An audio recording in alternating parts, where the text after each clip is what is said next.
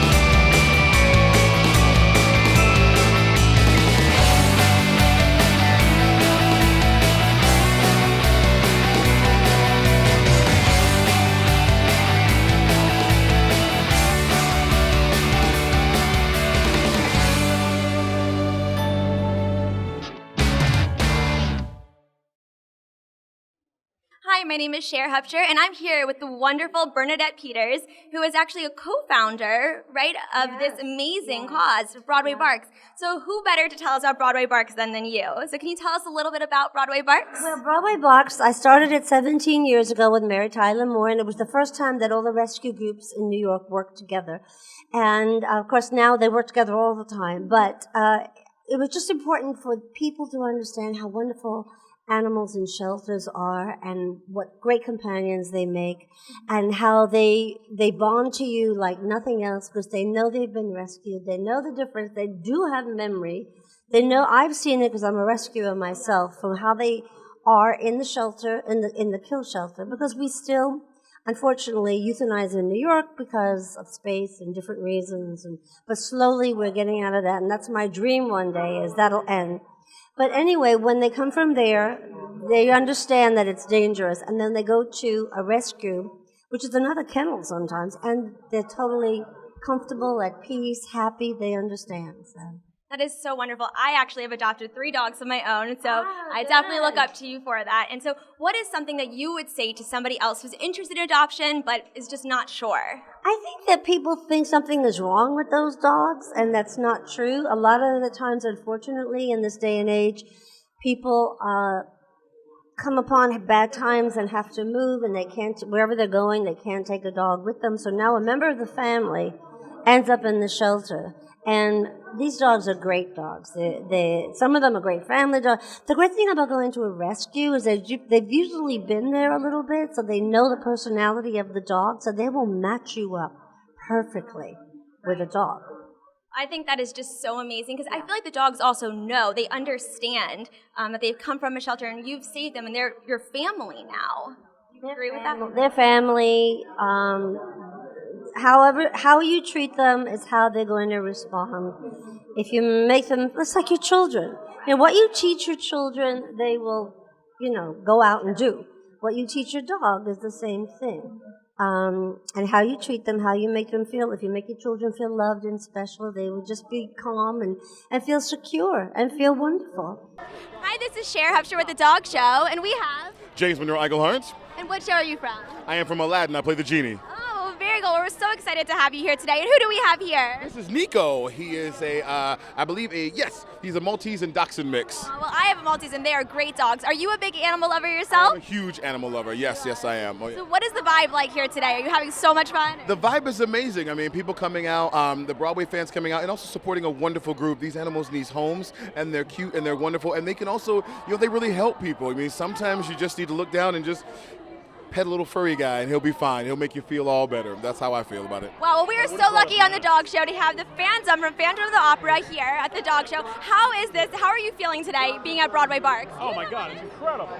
There goes Michael Urie. I mean, when you have this amount of people come together for such an amazing cause, the dogs are near and dear to my heart. I've had them my entire life, and I think my favorite quote is, I have a pillow that says, my goal in life is to be the kind of person my dog thinks I am. Remember that quote? So it's just amazing to save these little guys and big guys, So you're a big animal lover. I'm a huge animal lover. Oh, well, good. Well, we're so happy to have you here today. Oh, so thank you so nice much. guys. Adopt these guys. Look at Chiquita, Banana. I love you. Okay, I'll tell you something. I love you. Love me. Adopt me now.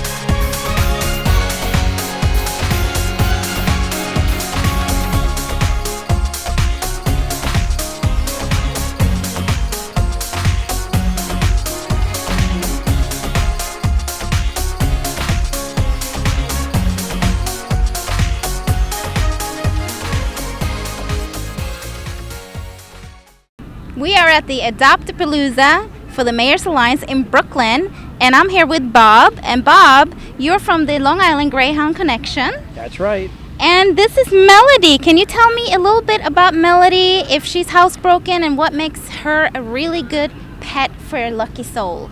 Well, Melody, we just got 2 weeks ago from a track in Florida.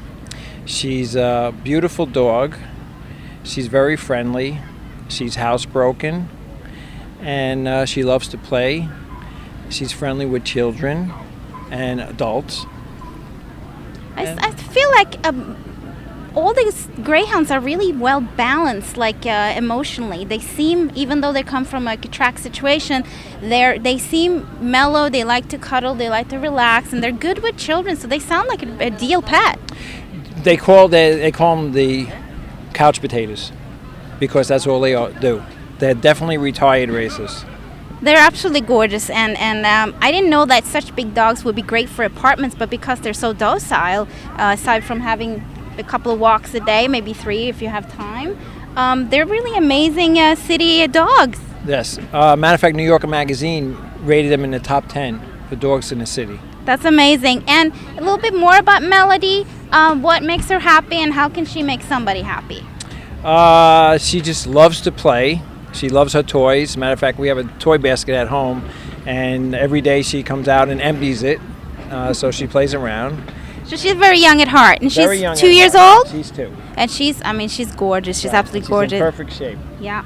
Thank you so much. Oh, you're welcome. Thank you. This is Summer for the Dog Show at the Mayor's Alliance, Adoptapalooza in Brooklyn. And how lucky are we?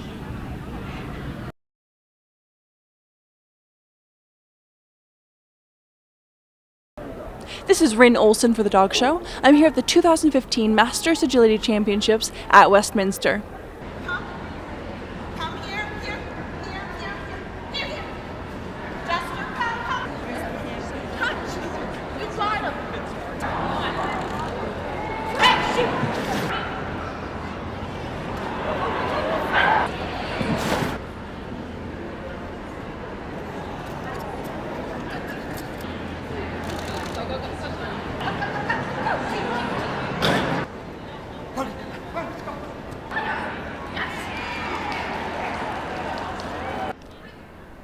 This is Rue, who was adopted from the San Francisco ASPCA.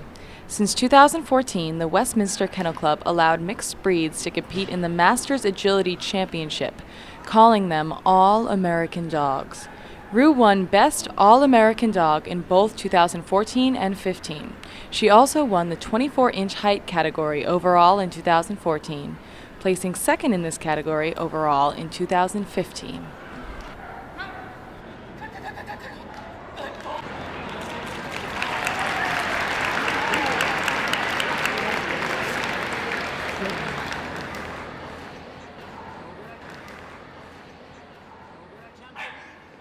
I'm Dana Humphrey for The Dog Show. We're here with Howard Stern. Welcome, Howard. Hi, good to see you. Excellent. So why Stand North over Shore? here so I can see. Why North Shore League America? North Shore Animal League America is a charity near and dear to my heart and my wife's heart. We love animal rescue. We love making people aware of a passion of ours, which is to get these animals homes. And we do a lot of adoption out of our home. And also what we're trying to do for North Shore is, and we've done pretty successfully, is raise a lot of money to build a whole unit of cage-free, a cage-free environment for animals so that they don't have to live in cages. They can be free and roam, because especially with cats and kittens that we have, they have a tremendous amount of energy. You don't want to break their spirit in a cage. So we're trying to get that accomplished, and we're up well on our way. That's fabulous. Thank you for all you do for the animals. Has there been any kitten that's a foster failure that you could tell us about? A foster failure. There are no failures. There are failures with people. Right. We've been very lucky. We do through North Shore, we do a very, very good vetting process. Because some people have a fantasy of what it is to have a pet, and it's not accurate. Sure. When you have a pet, even something as simple as a kitten, you got to clean that litter box. You have to take care of the animal if it needs vet attention. You have to be on a regular feeding schedule. You have to groom the cat. You know, Beth wrote a book to raise money for North Shore. She doesn't make any money off it, but we adopted a cat that we were told had 3 months to live. His name was, I named him Yoda. He was emaciated. He had been horribly abused. And they said his heart was bad. So we said, let him die in our house. Let him have a couple of good months. This cat started grooming and taking care of our foster kittens. And a miracle happened, honest to God miracle, where these vets all said that you couldn't even hear the heartbeat. The cat now has a full life expectancy, heart got stronger, was really one of these kind of love stories. And you see amazing things with animals, and we have this cat Yoda, and Beth's written a series of books, and I hope that everybody buys her new book, because it's for charity, and it's a great gift, and kids seem to love the book. All right, thank you. Well, right, paws up to you and to Yoda.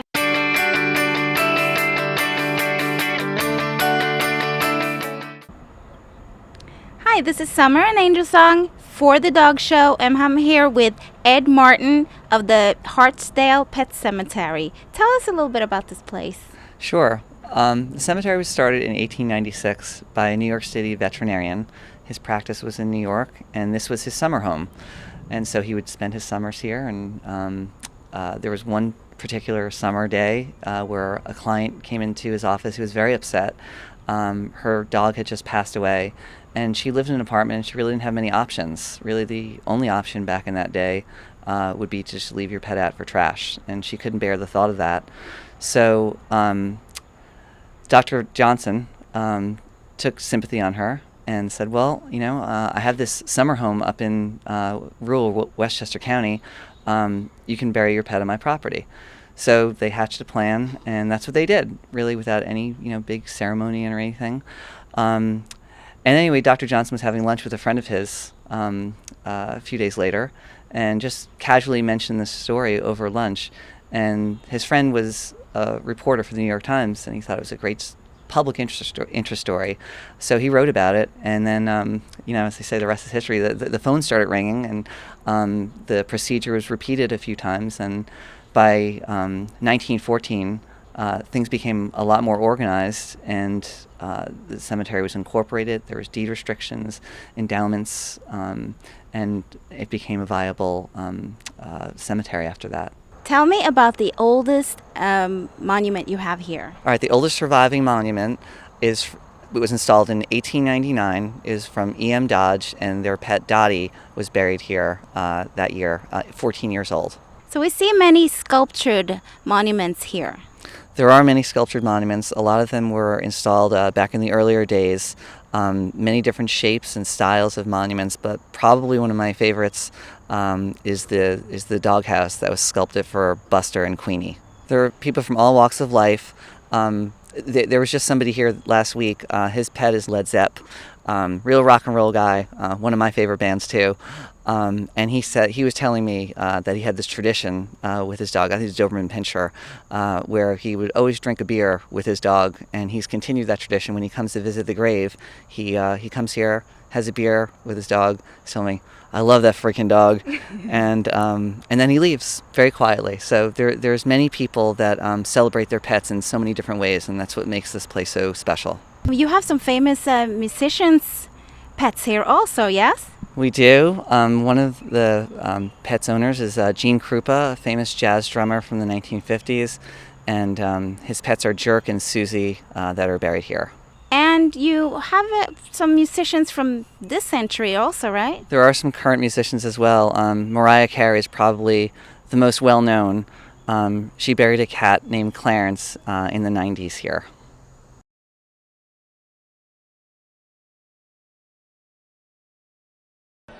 I'm Catherine Ernst for the Dog Show here at Citi Field at Bark in the Park.